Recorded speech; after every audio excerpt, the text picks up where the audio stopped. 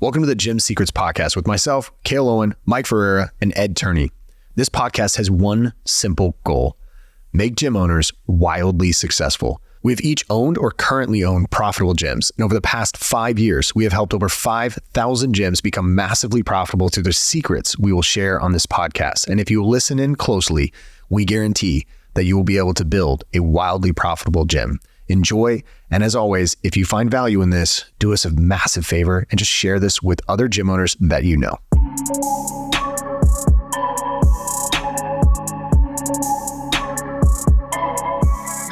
All right, guys, welcome back to the podcast, the Gym Secrets Podcast. I am here with Ed Turney, Michael Ferreira, the wizards behind all gym growth.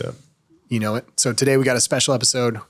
This is the first of 3 in a row that we're going to release specifically on gym math. We've been sitting here talking and we were thinking about different topics, and there's so many to pick from that we can talk about within the gym space. But what we want to do is not focus on the well-known metrics that most people think about inside of a gym, like revenue, number of members, profit, all that stuff. What we want to do is we want to do episodes on 3 metrics that most people don't track and don't know how to track and why they're so important. So how do we figure those out? How does it influence your gym or your business? And then why is it so important? And then also the big question is like, how do we track it? So the first one today that we're going to talk about is CAC. C.A.C, cost to acquire a client. So also the things that we're going to talk about here is in these 3 episodes are bigger business things. So most people think of, I get into a gym, it's a smaller business. I'm going to treat it like a smaller business. I don't want to go corporate. I don't want to do that. But there's parts of corporate business, a lot of it, which are really good and they track really good data. So really good data. So we're going to get into CAC today. So whoever wants to lead it off, I'll talk about this. Yeah, I mean, I think for me, I was always acquisition focused, and I didn't really know why until I kind of stepped back from the business a little more and realized it was because our churn was so high that we always had to acquire, right? But when we were focusing on marketing and sales so much, we're always looking at lead costs, really obviously focusing on the sales process, increasing closing rates. And those were what we were always focused on, but I was really emotional about it from week to week. And when I understood CAC, the cost to acquire a customer, and how to affect that is when things got a lot clearer for me, right? Because once you understand how much does it cost to acquire your customer and what are the different levers that do affect that, your lead cost, your schedule rate, your show rate, your close rate. Yeah, because everybody focuses on that stuff. Right. Everyone's like, if you are marketing, which most gyms aren't, but if you are marketing, you're like, okay, what's my lead cost? Yeah. What's my show rate? Which most of them don't even care about that. It's more like, what's my lead cost? How much am I spending? How many leads am I getting? Like absolute number of leads. And then how many am I closing? AKA, what's my closing percentage? And then they just are like, yeah, close everybody that walks in my door. But then they forget about this massive chasm between opt-in to show and close. And there's a lot of metrics there that most people should be tracking, but the whole point of it is CAC. Like it's just CAC. Yeah. It's like, to what, like you're measuring all of these things, but to what end, right? Yeah. And really what you want to do is be able to acquire a client at the least, at the lowest amount possible with the highest margins, right? And so certainly CAC to LTV ratio is really what you want to focus on, but we just need to start at how much does it cost to acquire a customer? And so in its simplest form, and there's a couple different ways to break this down, in its simplest form, it's just you're going to take all of your new members for the month, right?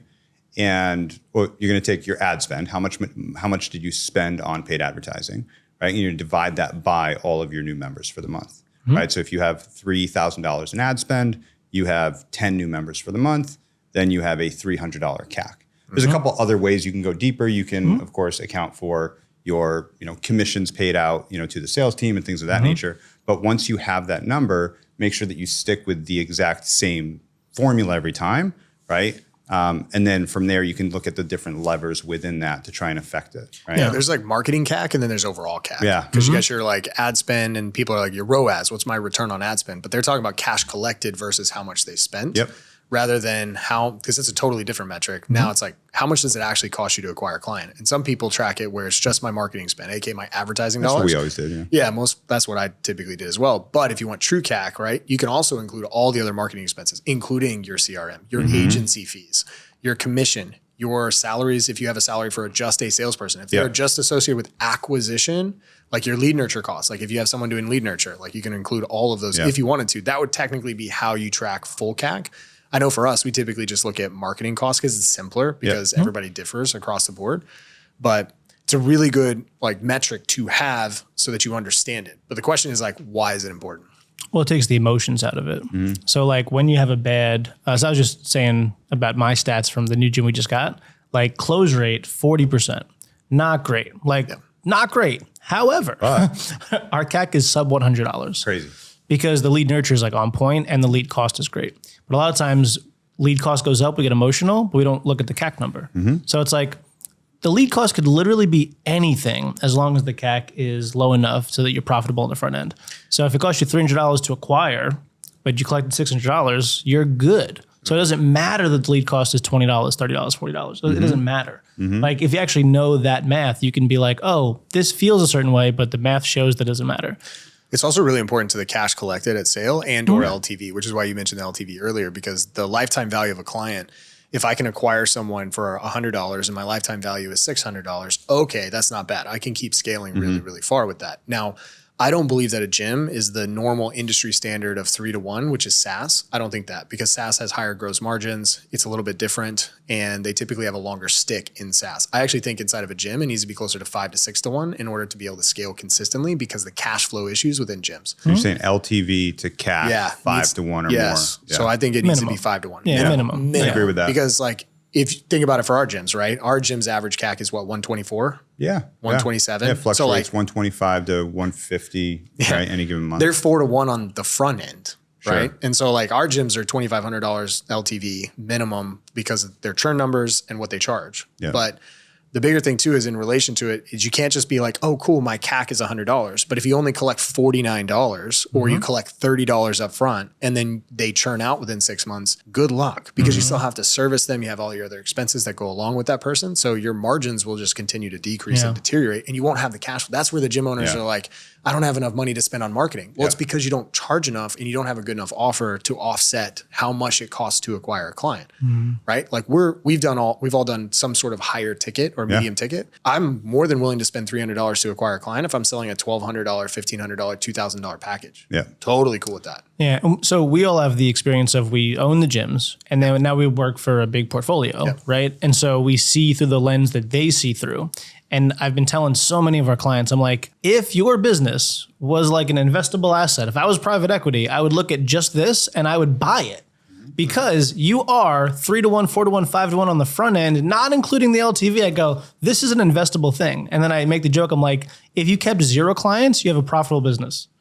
If you literally converted nobody, you're spend more, and then like eventually there is an equilibrium in your market because like you only market so far your radius. Your TAM is too small. Right. The TAM is right. The total addressable market. Right. But just knowing the math behind it, you're like, oh, I can spend more.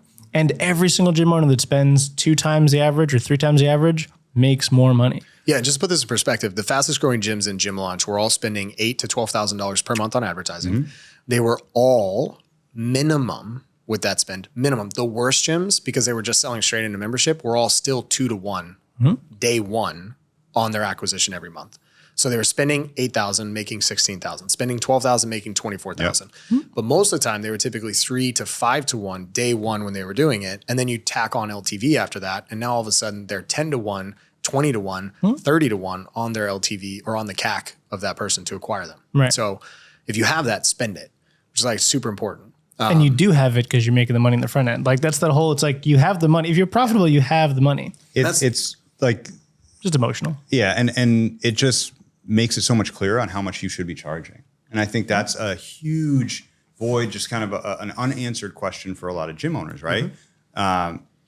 People talk about charging more, but rarely is there any type of formula, right? Yeah. And so now when you understand, oh, all right, well, it cost me $300 or $200 to acquire this client, right? Let's multiply that by 3, 5, right? To make sure that now we can actually start to define pricing in a way that serves your business. That you're just not reaching out of thin air saying, hey, the guy down the street charges $99, I'll charge $119 or something like that. Right? Yeah. So, and I think for the early days of, I think all of us, we just arbitrarily priced our services. Totally. Right. Yep. And then you start to break it down like math, it takes the emotion out of it. And I think that's why our gym owners win, right? Because even with the fluctuations, like you said, in the market, it's like my lead cost has gone up by 40%. It's like, okay, well, let's look at C.A.C. Let's look at how we can affect that. Does it make sense to increase your prices currently or not? And now we have a solution. And just so people don't think like these guys had gyms years ago, we have a gym that we just launched, right? Like 4 weeks ago, we've spent $7,000 and signed 75 people. Like, and we just keep spending more because it's working. And there's a bunch of things broken. Like a lot of things are broken. And nothing is optimized in my opinion, right? Close rates, so many things are broken, but it still works. So you take the emotions out of it. You help the team stay focused on what matters. And for those of you that don't run ads, it's really important for the gym owners that don't, right? Is your time still has to be a part of that. Great point. Like so many gyms don't run ads. Like if you're listening to this and you don't run ads and you're like, I don't want, because ads don't work. Well, okay, ads do work. You just weren't running the right offer and the right ads at some point, or you had the wrong agency and the wrong execution. But if you're not doing it, you still have to take your time into account. Like if you're working leads or you're out there setting up a tent or handing out flyers, doing all this stuff, you still have to take your time and effort and all the costs associated with that to get leads. And the reason why we're so big on pushing ads and why people should use ads is because you get the most amount of eyeballs for the least amount of cost. And it's the simplest, and you save the most amount of time. So it's leverage. The most amount of eyeballs with the least amount of cost and the least amount of time. So that is leverage right there. It's arbitrage. That's it. And if you can do that, then you can maximize your growth and capacity within a gym. So I'll tell a real fast story. I had a DM 2 days ago from just an Instagram person that follows our stuff. Not the one you know, actually. This is a different one. I can do that one too. Okay. This guy says, hey, I read Alex's book. I follow you guys. Like everything's great. And I was like, that's awesome. And he gave me the stats on the gym. He's been doing it for about like 7 or 8 years. And he's like, yeah, we did paid. And I go, how did it go? He goes, well, it was good. We got a 4-to-1 return. And I was like, amazing. I go, but he only has like 50 clients. I'm like, how long did you run ads? He goes, well, the agency told me that we maxed out everybody in the area because the lead cost went too high. And I went, listen, dude, I go, I know you're gonna take this right away. I go, that was a rookie agency. It's probably someone new. I'm like, I don't want to trash them, but I'm like, they got you a 4-to-1 return and then just didn't know how to optimize after that. And granted, it was a small area. He pulled the demos for me. He was like, it's not that many people. I go, but you find what the balance is of what you can spend based on but you never stop spending. I'm like, you were closing people at a 4-to-1 on the front end. And we talked about back end LTV, but like paid marketing is not a one-time thing or like a couple times a year thing. This is an everyday thing that you get better at. To put this in perspective, the only time you stop marketing inside of your gym, there's 2 reasons. 1, your gym is closed. And 2, you have a wait list of 50 to 100 people to join your gym. That's it. That's the only time you stop marketing. You're always going to have churn. And you're never going to have a wait list of 50 to 100 people. So like, okay. So that's the only time you stop marketing. Is that. And then even then you could do brand stuff to improve your brand across the board. You could spend stuff organically on your content and everything else. And if you're truly at capacity, just raise prices by like 2x. And double prices. All of a sudden, you have openings. Exactly. There you go. All those people on the wait list, you can now join. And now you start running ads again. So to wrap this up real quick on the C.A.C side, to do it, you take however much it cost in that month. So you take a calendar month, however much you spent to acquire a client, and then you divide it by the number of people that signed up. And that gives you how much it costs you to acquire a client. Know that.